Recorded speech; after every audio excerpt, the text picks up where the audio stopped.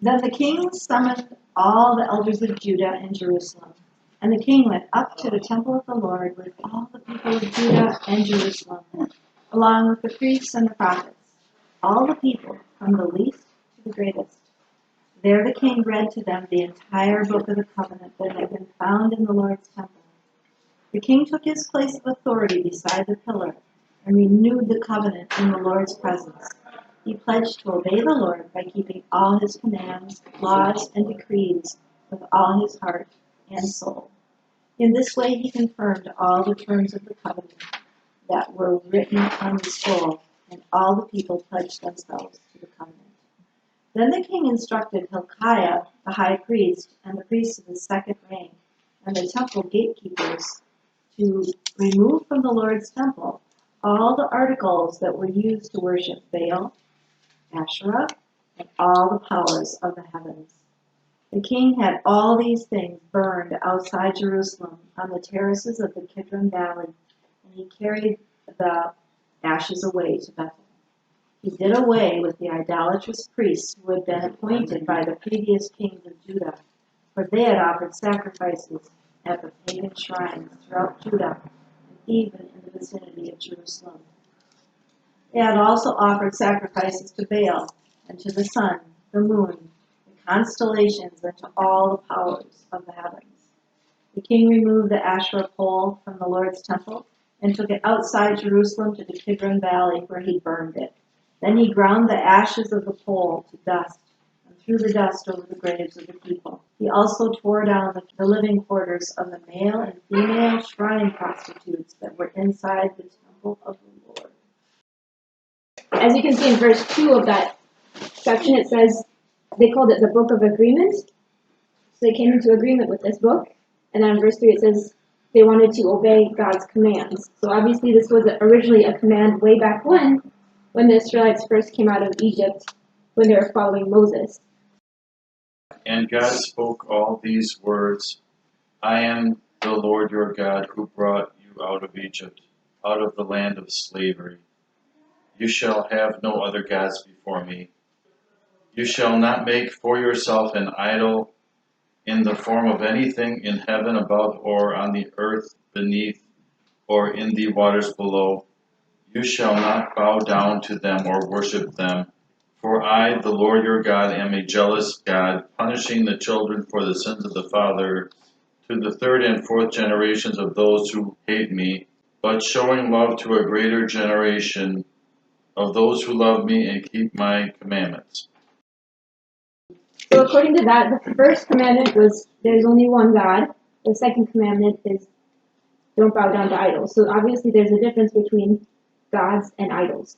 And of course, if you're going by the Catholic Bible, it's different. It still reads the same. They just split it up differently, the Ten Commandments differently, but it reads exactly the same. So God brought them out of Egypt, but in a way their mindset was still in slavery, in a way of sorts, because they still had that Egyptian mentality that they needed idols with them. There's an ancient text. Later it was written in Egypt, but it kind of explains their mindset.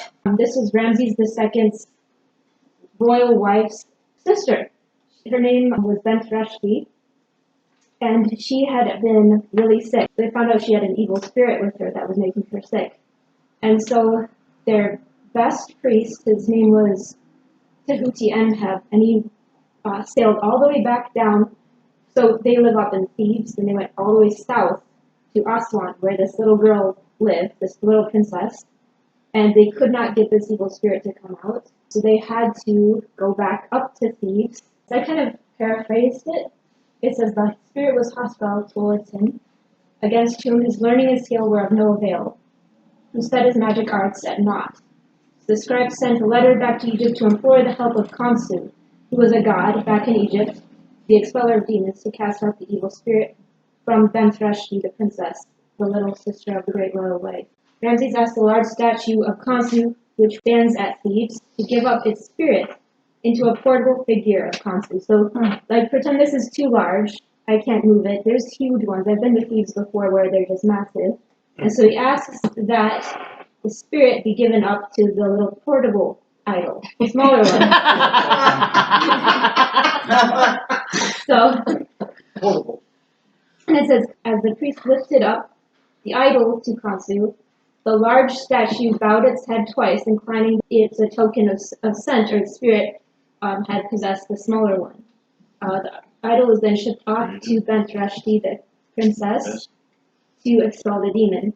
So according to the rest of the story, the idol does make its way down to Aswan, to Nubia, but instead of expelling it, Khonsu, the spirit, and the demon, they negotiate. And he says, I won't leave until you do something for me. He says he wants a celebration in his name. So every year, the Egyptians had to worship and celebrate this evil spirit just so it would leave the little princess alone. Then that's the end of the story, basically. But don't ever do that. Don't ever negotiate with evil spirits. So, and ironically, last time I was in Egypt, I did remove an evil spirit from someone. I didn't negotiate with it. So, but there was like 7 other people in the room that witnessed it happening. And so you don't ever negotiate. But if you need help, let me know. So basically what we're learning from this story is that the difference between a god and an idol is that the god rests inside the idol. The god needs a mouth to speak, and eyes to see, and ears to hear. And basically the idol is the god's mouthpiece. It's the communication device that the humans have with the spiritual realm. And it's used like a cell phone. Like it's how we communicate with the gods. Obviously, like from the passage, we're supposed to smash them, as Josiah did. But I'll try to explain how we kind of do have idols. So basically from this, because they had to worship this evil spirit, I think that's basically how they kept getting more and more gods. They had to please all of these different spirits, and they became enslaved in a way. So as the Egyptians were getting out of Egypt, out of slavery, the Egyptians were still in slavery. They were still enslaved to these spirits, but they would go to sleep at night, and they would have to do all these rituals and all these prayers. And they'd wake up in the morning, they'd have to do all these rituals and all these prayers, all these different incantations. Some of the incantations you needed rituals. It's a lot. It's a lot. So it was like they went to bed in fear, and they rose in fear. They were constantly afraid because what you fear is what you worship, and what you worship is what you will soon become like. They made me jealous by what is no God, and angered me with their worthless idols. I will make them envious by those who are not a people. I will make them angry by a nation that has no understanding. So basically, worshipping idols or worshipping these material wealth things does cause curses, but which was a practice that was common in culture even outside of Egypt, with Baal and all the Asherah poles, as we read before. With him will I speak mouth to mouth, even plainly, and not in dark spaces.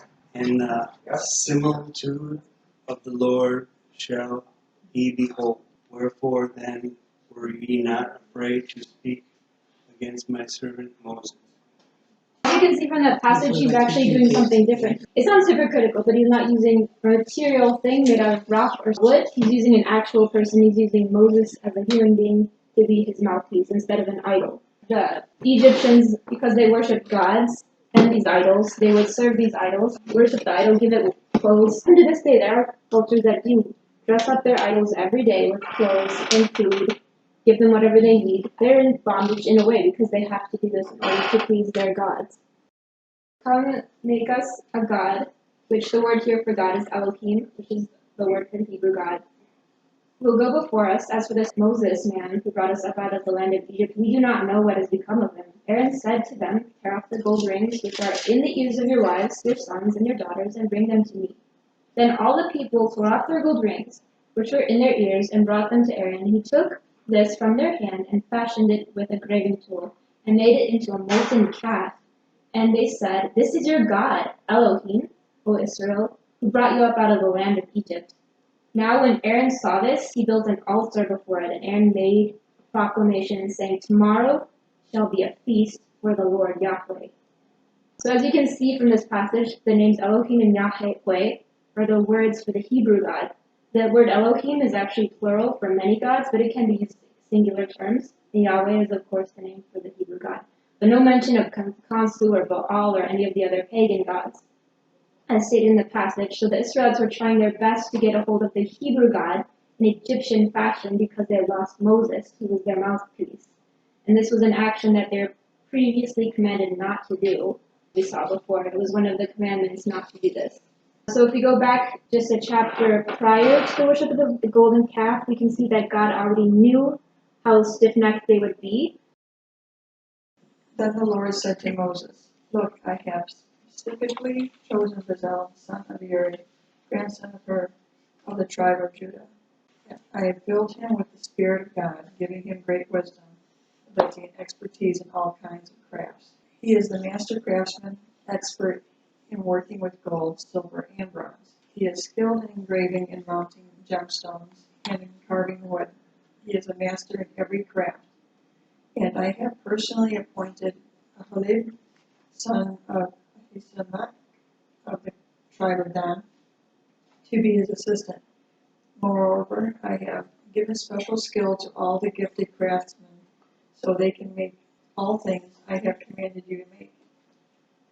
The tabernacle, the Ark of the Covenant, the Ark's cover, that's the place for atonement, all the furnishings of the tabernacle, the table and its utensils, the pure gold lampstand and all of its accessories, the incense altar, the altar of burnt offering with all its utensils, the wash basin with its stand, the beautifully stitched garments, the sacred garments of Aaron, the priest, and the garments for his sons to wear as they minister as priests, and the anointing oil, the fragrance incense for the holy place. Okay, so this does sound a little bit hypocritical because at first he says he doesn't want idols, but now he's asking them to make material things out of wood and stone. But the difference is between these things is that the ark is not an idol, it's a resting place. It's a chair that God himself, the presence, the spirit, rests upon. So what he's saying is, I'm above these physical things that I've created. I'm not inside of these things that I've created. Then Jesus uttered another loud cry and breathed his last, and the curtain in the sanctuary of the temple was torn in two from top to bottom. So when Jesus died, I believe that was his way of saying you don't need the material things. You don't need the Ark of the Covenant. All these rules, and only the priest can come in behind that tapestry. I honestly believe that even though we're not supposed to worship idols, because he used Moses, a human being, and he was putting himself above the material things, I believe that we are God's idol. You cannot serve God without serving other people. Like, here we've got this food serving these idols, these material things, but what God is telling us is he wants us to serve each other, and in so doing, you are serving God. But whenever someone turns to the Lord, the veil is taken away. For the Lord is the Spirit, and wherever the Spirit of the Lord is, there is freedom. So all of us who have had the veil removed can see and reflect the glory of the Lord. And the Lord, who is Spirit, makes us more and more like him as we change into his glorious image.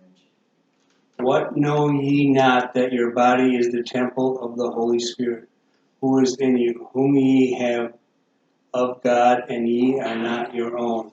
For ye are bought with a price. Therefore glorify God in your body and in your spirit, which are God's. For brethren, ye have been called unto liberty. Only use not liberty for an occasion to the flesh, but love serve one another. Jesus replied, You must love the Lord your God with all your heart and all your soul and all your mind. This is the first and greatest commandment. The second is equally important. Love your neighbor as yourself. The entire law and all the demands of the prophets are based on these two commandments. Just to conclude, like all that we've gone through, what you fear is what you worship. What you worship is what you become like. The only way to serve God is to serve others. And then just to end on that note, we should do things not for God's name, but because of God. We cannot do things for God to please him. We can only do them because we love him, because he loved us first. And that's why we do these things in honor of him. If we really love him, we will show it, just as you display love for any sort of affection or person or thing that you have compassion towards.